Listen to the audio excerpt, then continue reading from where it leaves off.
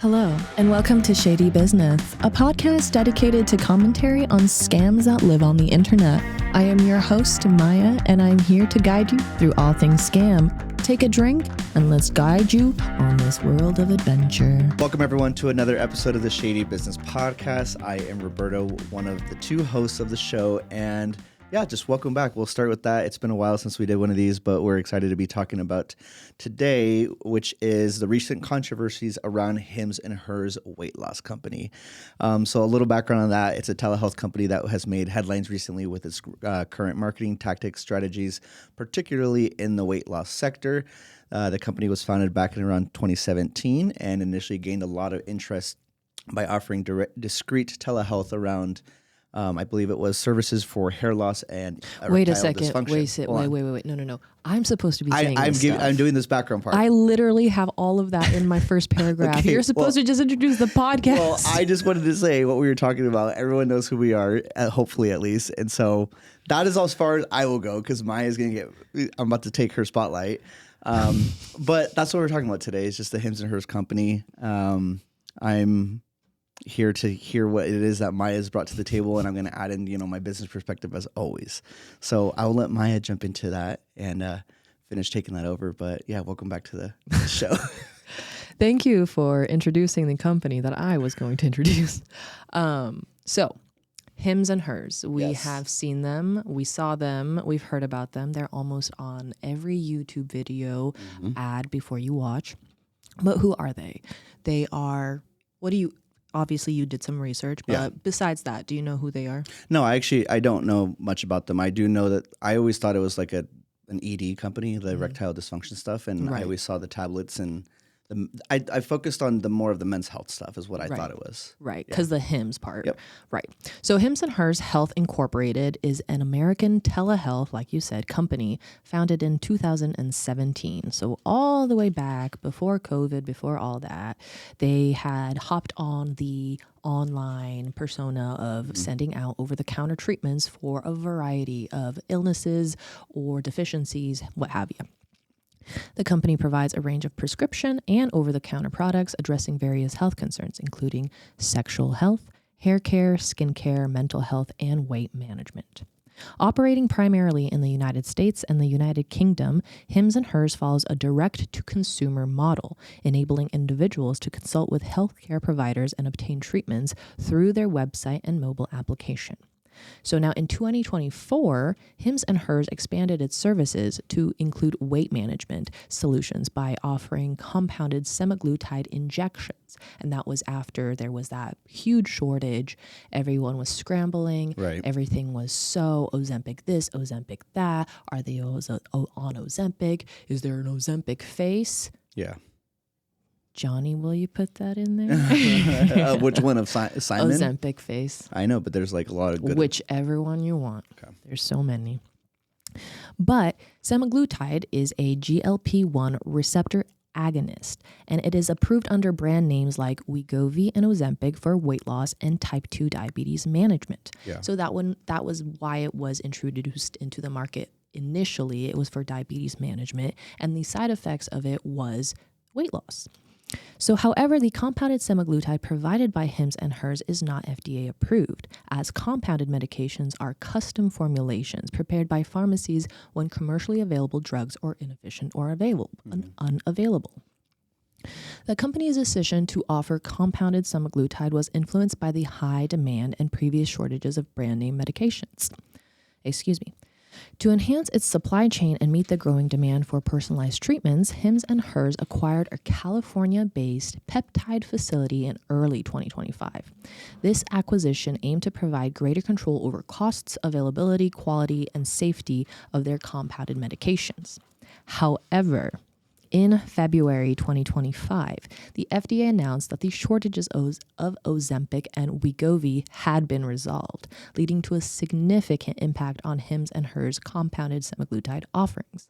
The FDA's resolution indicated that the current supply of these drugs could meet both present and future demand, reducing the necessity for compounded versions.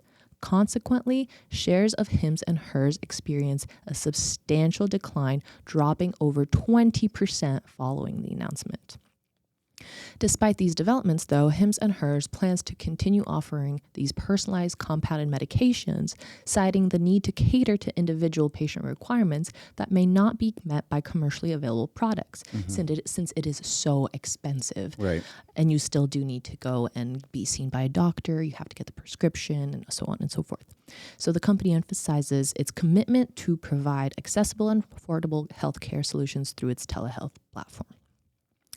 So now that's where we're getting into like quote unquote shady part. It's the compounding. It's not, but it is, but it's not, but it is. Yeah. And I mean, there's a lot of different angles specifically in my brain that like we can go with this because there are the factual standpoints of like how the business operates, what it is they're selling, why they're technically selling it, and all that stuff. But I mean, the whole thing that I love about whenever we talk about companies is that, at least for me and my area that I like to focus on, is that it gives me things to think about, questions to bring up, and areas of the business to like look into. So like one of the things already that I was taking notes on and that I was thinking about is the psychology behind the weight loss advertising and that consumer behavior. And you did get a question from somebody, right, that was asking about this topic specifically. Yes, I actually got a message on our Shady Business podcast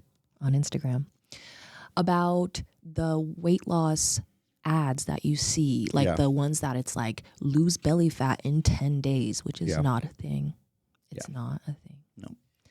But yes, this is kind of like touching base on the same thing. They're trying to tap into that insecurity that we all have, one part of our life to another. Yeah.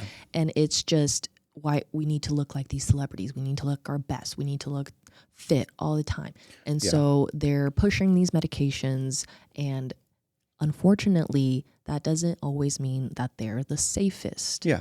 Because if you're not medication, if you're producing it fast, because medications go through trials and tribulations and a bunch of testing because they want to find out if it's safe or not. Yeah. If things get pushed out, there's one thing. Either it's not tested or something, they just want it to get out there. So when a company is able to push a product out out so fast, you got to wonder why, when the real quote unquote real thing is taking this long or whatever, why is this other drug able to be pushed out so fast? You gotta be weary. So that's where the compounded part comes from. Compounding is a process where a pharmacy mixes, alters, or customizes medication for individual patients.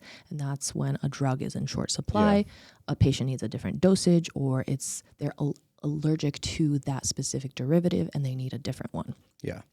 And that's where like what you just said is going to lead me into kind of the three, like one of the big things I think about, which are like, a lot of people want to look at these telehealth companies or what they're doing as like disruptive or as new or as, what is the other word that I saw? Well, let's stick with the disruption factor, where people are like, oh my gosh, this is like a new type of healthcare. You get direct access to people. It's the same thing with like the BetterHelp companies, all the virtual or the remote psychology and like telehealth stuff. You brought it up earlier. It started to become really big during COVID. It became almost necessary. Yes. And what a lot of people forget, and we've talked about in previous episodes, is that there are real world things that happen, and then there are, I would say, motivated decisions that happen based off of where we are at in the world. And if most of the economy, most of the world at the time was being affected by COVID, there was a need for this. Yeah. There really was a need for telehealth and for easier access to healthcare consultations, questions, doctors. Okay, so if the need was there, were we doing it based out of supporting the economy in the United States, or were they doing it to, as an opportunity of deception? And that's kind of where you have to look at a lot of these things that happen, and as they grow, it's like Hims and Hers, like you literally said, it started out as one thing. But when the model wasn't working for them or the business wasn't there, it turned into something else. Yeah. Did they really open this company to be like, you know what, we're going to do what's best for the United States people and start a weight loss company. No, it sounds like what they did is they found one product. It didn't work as well as they thought, just like many businesses do. Amazon started as a book company and then they pivot to selling online retail. I remember that. Yeah. So like this isn't, this was our initial goal and what we wanted to do from the beginning. It was what's best for the company, not necessarily what's best for the people, but what's best for the company at this point. And if what is best for the company is not aligned with what's best for the people, that's where the decision has to be made. Do we stick to doing what we said we're going to do, or do we pivot because we need to make money? Yes. And in this model specifically for Hims and Hers, it sounded like they had to make a pivot. They did. Because they wanted to make money. They found a demand. They were like, we're sure as crap going to be the supply. So, yeah. And so you got to think about, like, we as consumers have to think about the industry-wide implications of telehealth and what that actually did to the economy, to the people, and to the way that people think about getting healthcare.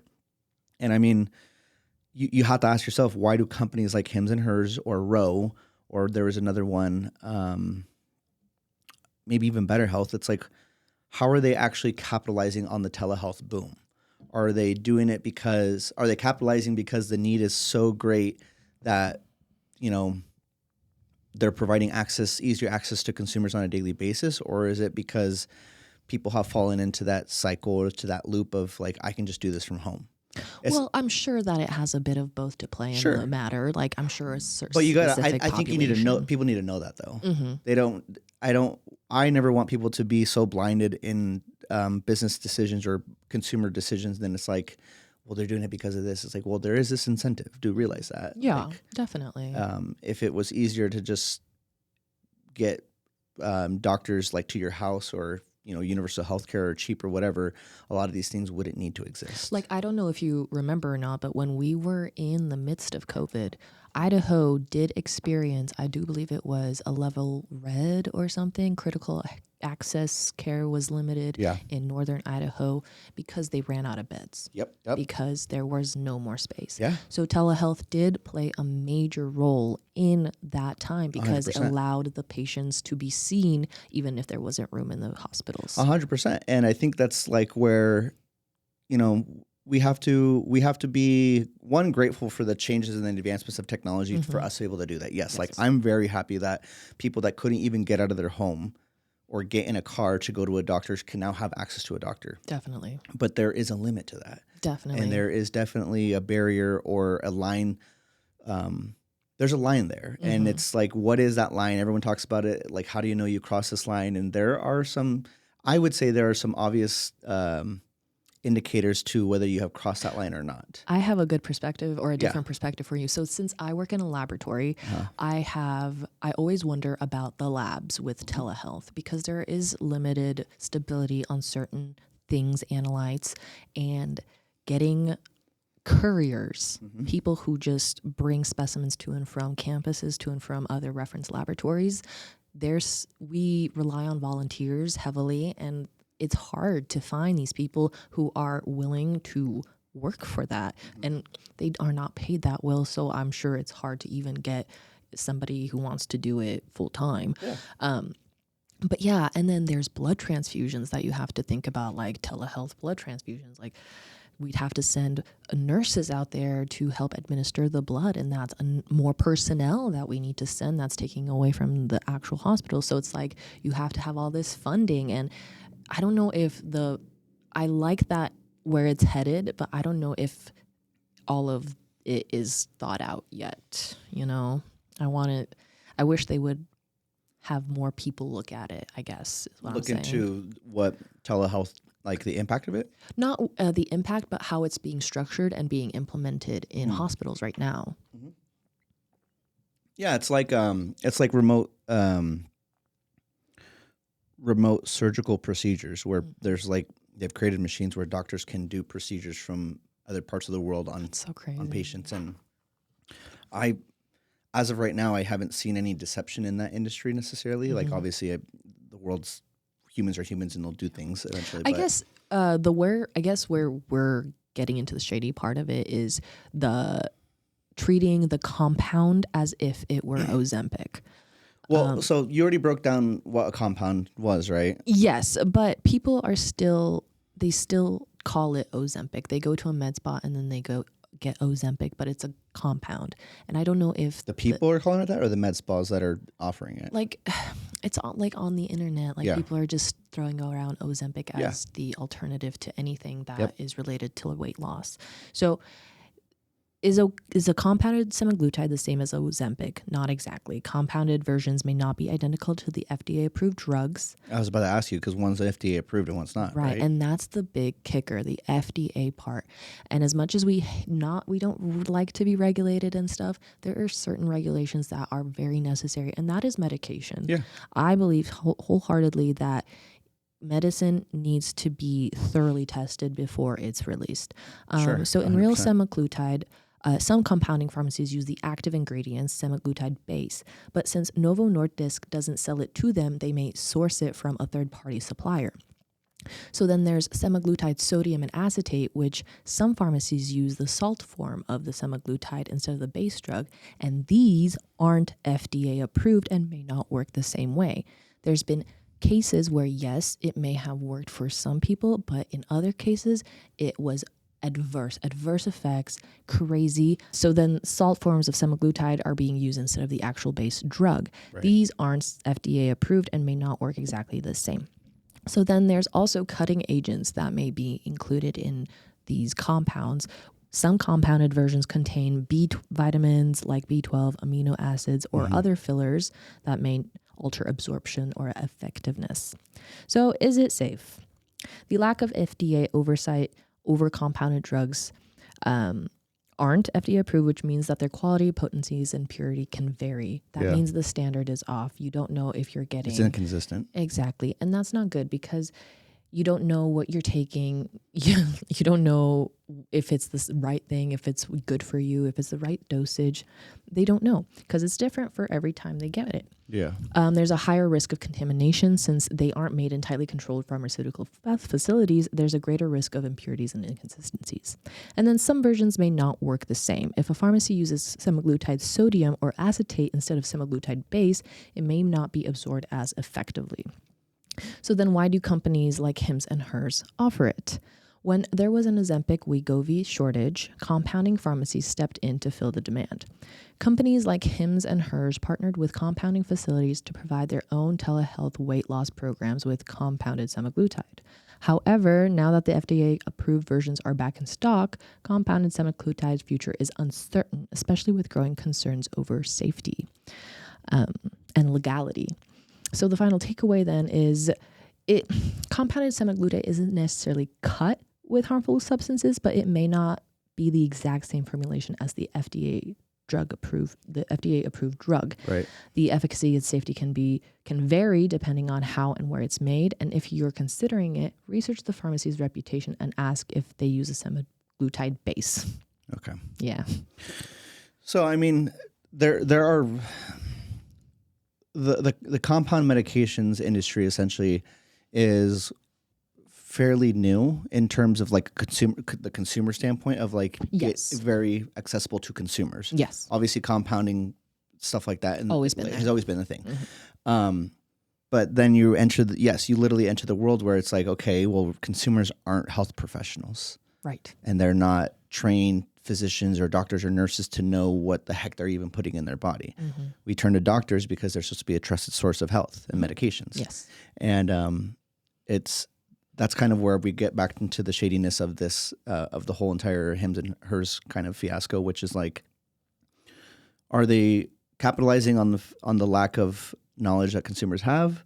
Is it in their benefit that people don't really know what it is they're taking? And I would assume that they're not sending out things that are intentionally meaning to hurt people, but it's one of those things where it's kind of like they put their hands up and they're like, that's basically it. You sign a bunch of things. You signed the waiver. And then go for the best. And you bought it. And it's like Temu. Yeah. No, and you shipped it, you bought it, and you injected it into your body, and now something had happened. Mm-hmm. Read the fine print first off. 100%. But at the same time, it's kind of what you're saying. Like take your own consumer awareness into your hands and do some research if you can. Mm-hmm. Look at where these compounds or these medications are being made, what facilities they're coming from. And I know it sounds like a deep dive and a lot of work to do when you could just go buy it, but it's your body and it's your health. Mm-hmm. And it does affect a lot of people every single day across the world, whether they're taking these meds or not, but how market changes, how FDA approvals happen, the stories that go out and the awareness that gets brought around it then creates change. The FDA catches wind, or the FTC catches wind of these marketing and advertising tactics, and they're like, you can't say that. You can't do that. And they're like, oh, no one said anything for the past 4 years. Just because there is a problem doesn't mean that you as a company need to like capitalize on every single. I get it that that's money. That's where the money is. Yeah. But that's where you're also going to get that public outrage, especially with that Super Bowl commercial, right? Yeah. Well, and that's the thing. That's to close out on that, the business model topic part, which is this really a disruptive like industry and business that they built, or is it just a deceptive company that knew that there was a moment to capitalize on something? And I hate to admit it, I do think it's more of a deception play instead of a disruption play, because there could have been a lot more. And again, I know private businesses are different than government-owned facilities, and I'm not saying every big business needs to be government-backed or anything, but Hims and Hers was obviously capitalizing on the need of the people when it came to telehealth, easy access to medication, and frankly, leaning into the psychology of just people in general, which is the fear, the desire to be something different or to have a body that you don't necessarily have, and they made a business around it. Yeah. Does that mean that all the people that work there are bad? No, but it definitely means be aware of why you're buying these things, and is it really in your best interest, or maybe, changing your diet and going to the gym might be a first approach than buying something that you can get just because it's an ad popped up on your Instagram. Yeah, because Ozempic was initially a diabetic drug. Yeah. So. Yeah, and I mean, if it really was a need in the market at the time for that, it would have stuck around for what it was. So the next thing I want to talk about, though, is, I guess, to focus on the marketing part and the advertising part. Yes. There are a lot of emotional triggers that come with weight loss medication. Oh, yeah.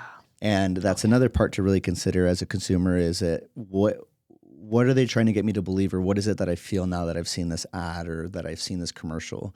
And a lot of it, a lot of companies are using pain points, right? They use your pain points on, okay, well, I'm not as fit as I'd like to be, or I can't be as active, or I'm not as good looking as so-and-so.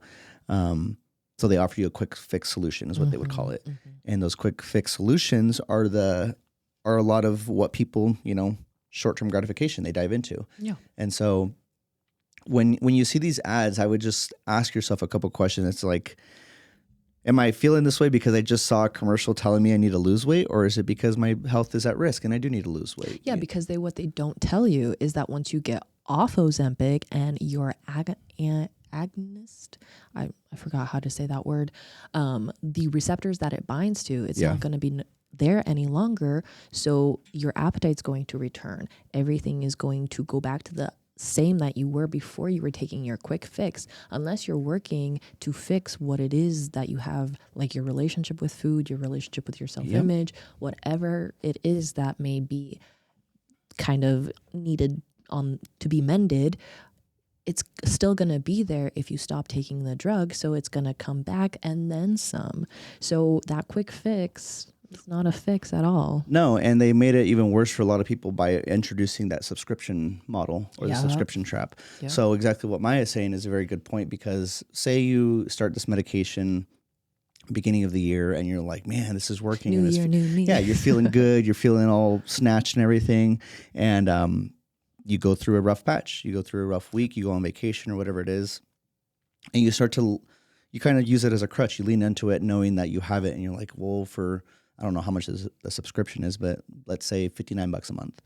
You're like, well, I can find out. Yeah. So you're like, for $59 a month, I could nearly guarantee or know that I have access to keep losing weight. It takes off the responsibility of having to go to the gym for some people's minds. They ignore their diet a little bit more, and then they use it as a crutch, right? It's just something that you can depend on month after month, even when you don't need it.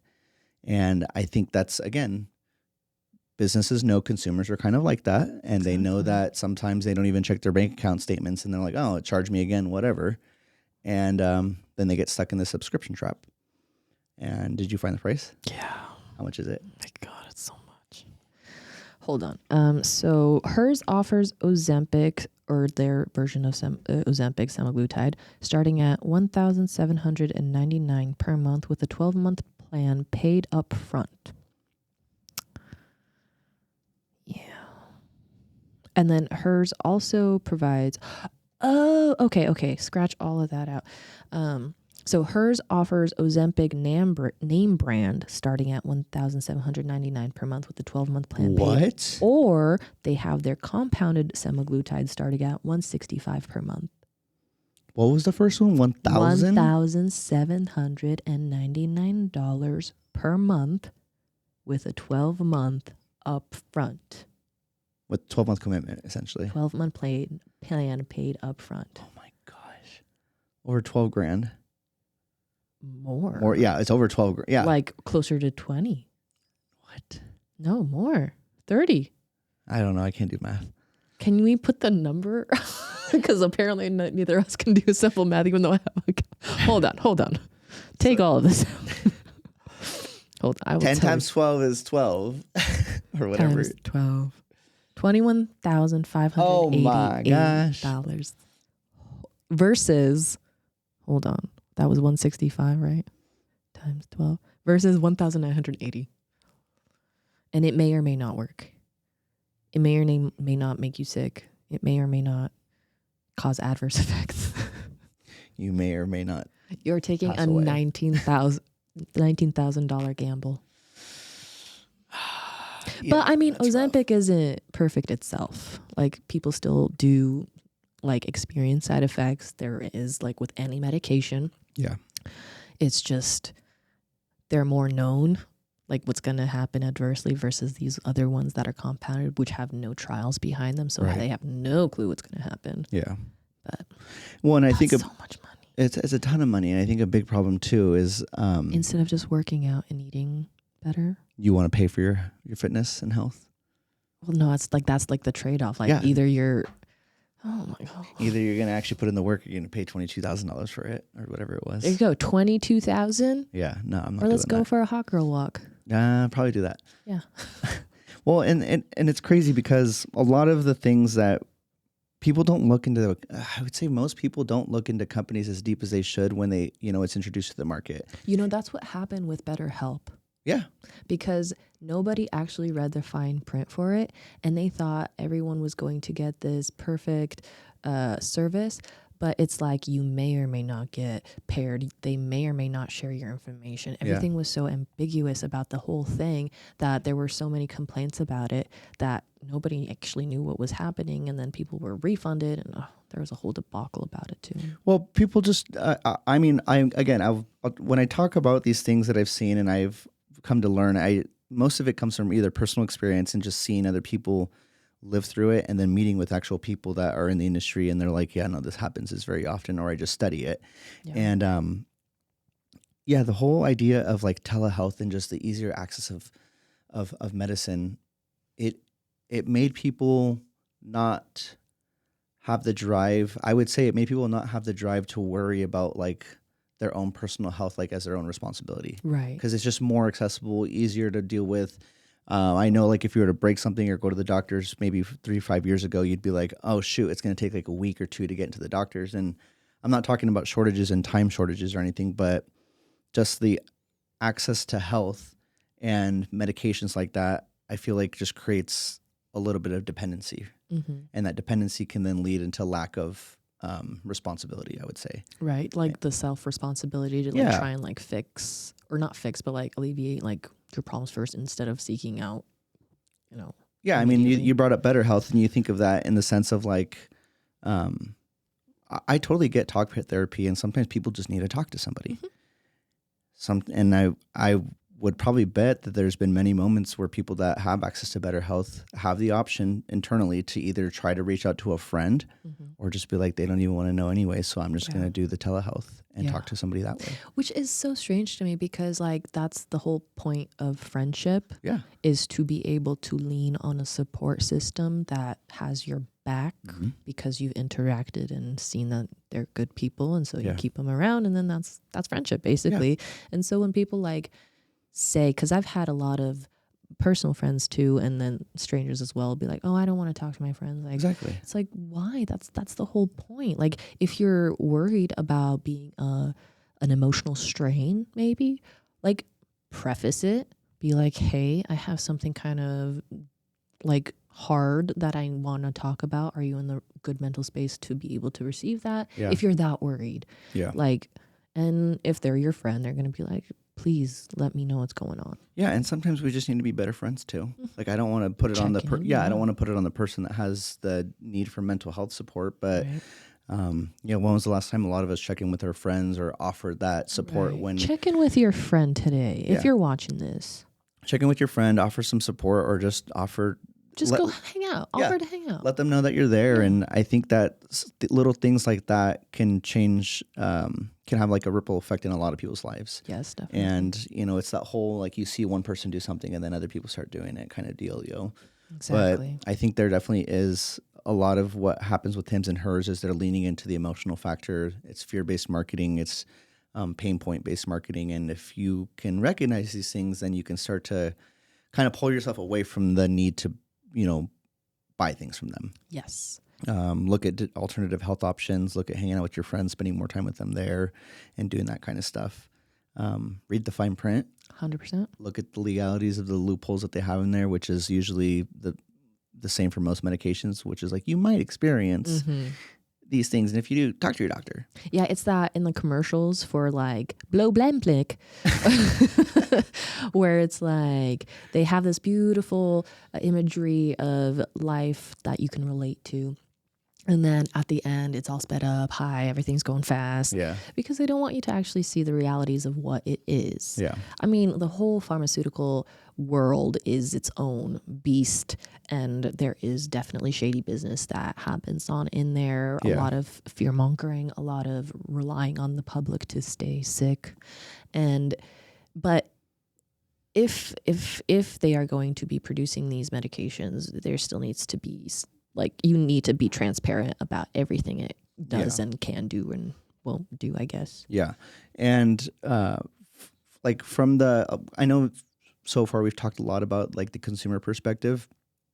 And I think it's very important because most of the time I would like consumers to be able to watch the show. So people that are in the market for products or they're ever buying things or dealing with businesses. And if we eventually cover a company you buy from, hopefully it sparks some curiosity as to like. And it's good to have a perspective that's not from the company. Yeah. Yeah. Because we definitely don't, neither of us take anything from Hims and Hers, I don't think. No. And neither of us have ever talked to anybody from there or worked for them or have any interest in them. No. So it would be.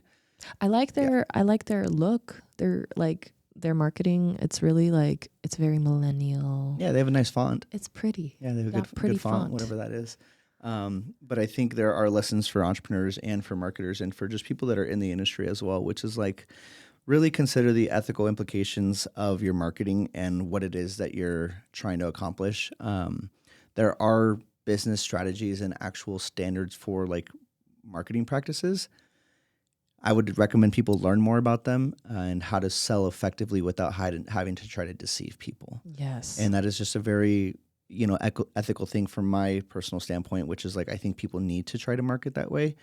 There are obviously convincing points and ways to create desire in people that don't require manipulation. Right. And I think that's just something that a lot of these bigger health companies need to look at, and consumers need to be aware of those potentials. Yes. If you're aware that it's not subliminal messaging either, it is just it's just psychology. It's just the way that they understand how to talk to you. And if they make you think a certain way and feel a certain way, then you're more likely to side with them if they got you on the right side of emotion. And then transparency and transparency as a competitive advantage. You brought up Hims and Hers was selling something that was basically short on the market. Yes. A version of it. Yes. And I don't think at once they told people, the reason why a lot of people are buying this is because you guys can't get access to this. Right. And if they did, I don't know if people would have been like, oh, so we don't actually need it. And it's like, well, you just can't get this. So here's like an alternative. Well, it's like the smoking companies. They pay for their own advertising against themselves, but then they put in more money for, their own advertisement for cigarettes. Yeah. It's as long as everything is upfront and everything's transparent, I feel like the common folk would be okay with everything regardless. Like as long as they were upfront with it, you'd have people supporting you regardless. Yeah. Did you watch the Super Bowl ad that went out? I think I was working during the Super Bowl, so no. Yeah, because I didn't watch it either. But I didn't watch it because I just didn't Should watch we the do Super a Bowl this reaction to it? year. We should. Yeah, okay. Here, I want to play it real quick. Let's see if I can. So this will be a blind reaction to the controversial ad that they played in the Super Bowl. Hims and Hers Super Bowl commercial 2025.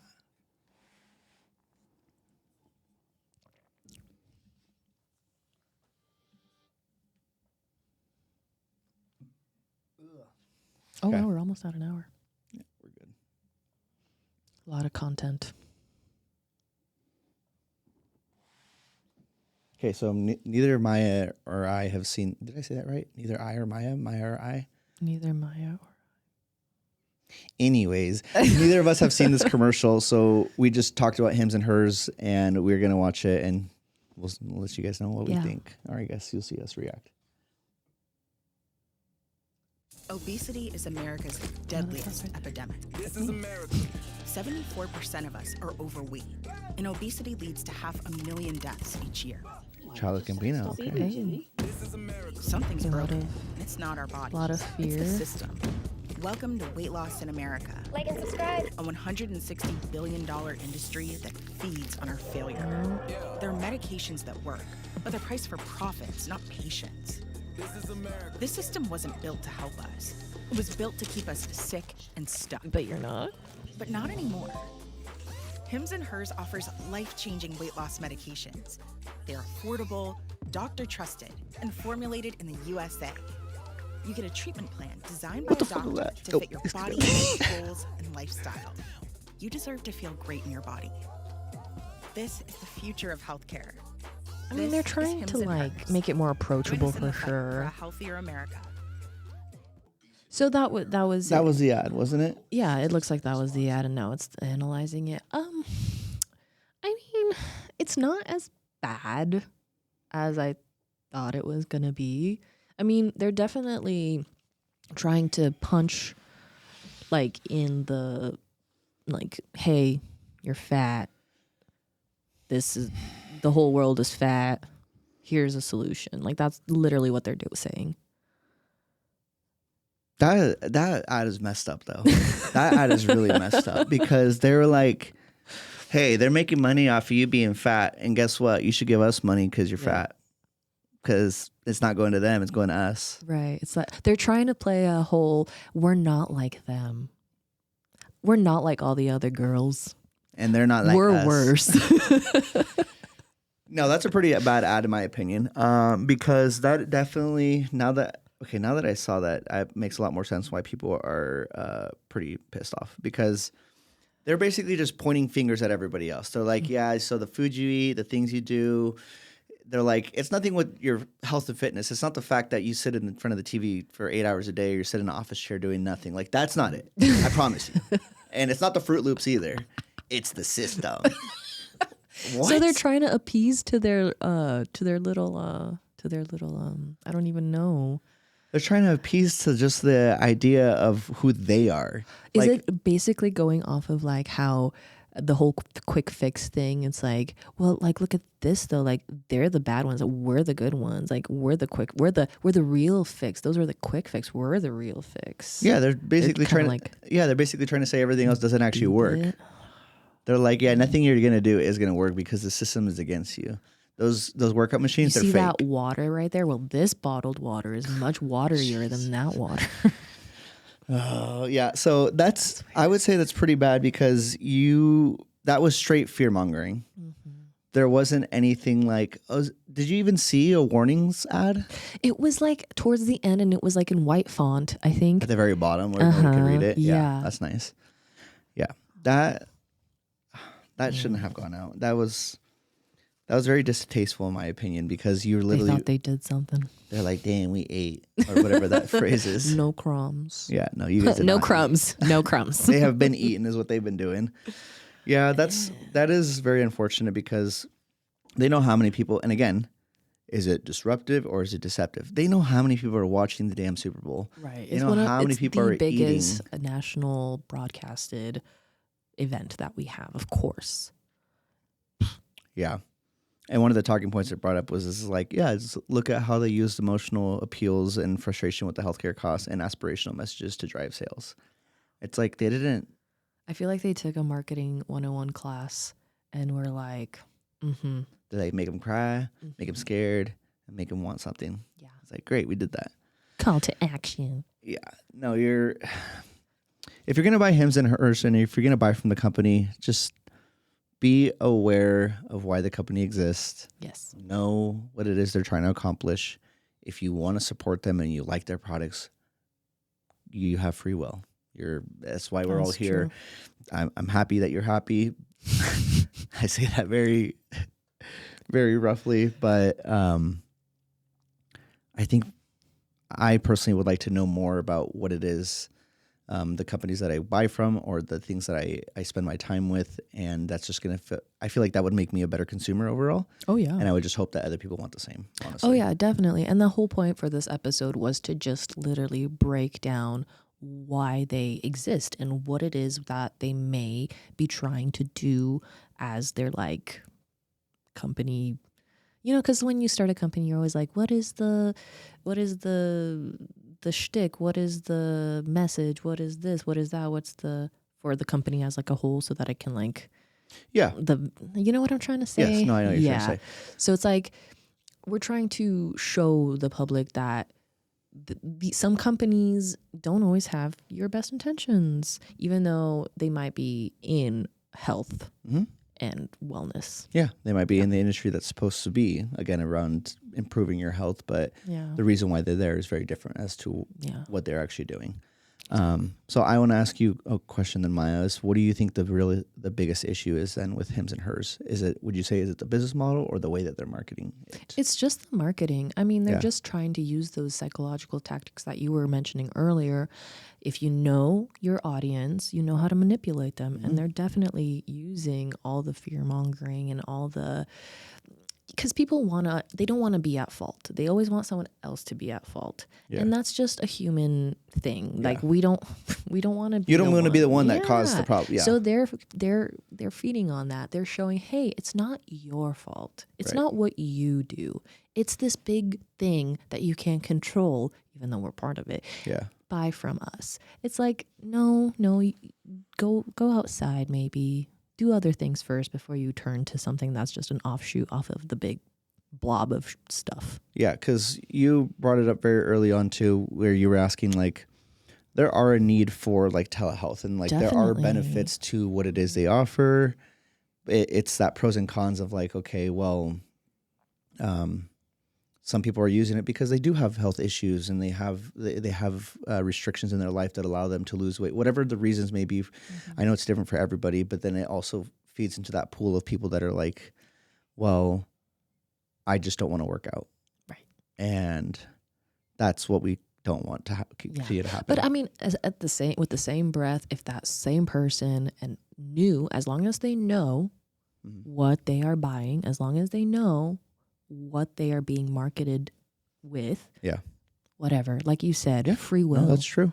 Free will. If you understand what it is that you're taking and you still want to take it, go for it. Like, I'm not your mom. Yeah. And at the end of the day, if Hims and Hers were more transparent about all those side effects, there really isn't a problem with what they do. Definitely. Yeah. As long as, like we said earlier, as long as you're transparent about what you're doing, as long as you're not omitting anything. Yeah. Misleading people. Trying to falsify a path that they're trying to like, we're going to be healthy afterwards, but then you don't include any of these side effects or they're sped up really fast. Nah. Yeah. No, I agree with you. And I think the last thing I'll say about it is just I would like to encourage people to just research any health-related companies you're buying from, whether they are vitamin companies, training plans, health coaches. I know a very big part of the industry that we didn't touch on was like the online influencer era and people that sell like courses and coaching and stuff like that. Just do your research. Yes. It's the same thing that we talked about with Hims and Hers applies to those guys as well. They may be offering insight and body quizzes and tips and tricks and stuff like that. But remember why they're in business. It's because they found a way to make money off of this certain thing. And my final thought is, if it's too good to be true, it probably is. It most likely is. So yeah, if you guys have experienced anything with Hims and Hers or any related health scams or marketing issues or things that you want to talk about or let us know, feel free to leave it in the comment of the video or DM the Shady Business page. Yes. Because we always like hearing what people, I guess, have experienced themselves or what they get from the episode. And you guys might want to share something that happened to you. And that would be really cool to hear. Definitely. Thank you so much for joining us today on our Shady Business Podcast episode. This was brought to you by SB Studios, and we are your hosts, Maya and Roberto. Woo, thank you. See you guys next time. Bye. Hi, this is the Shady Business Podcast, and thank you for watching. Please like, subscribe, follow, and go ahead, leave a comment, and let us know what you like about the podcast or what we can do different, and maybe we will pick your comment next time. Stay tuned for more episodes, and we hope you enjoy.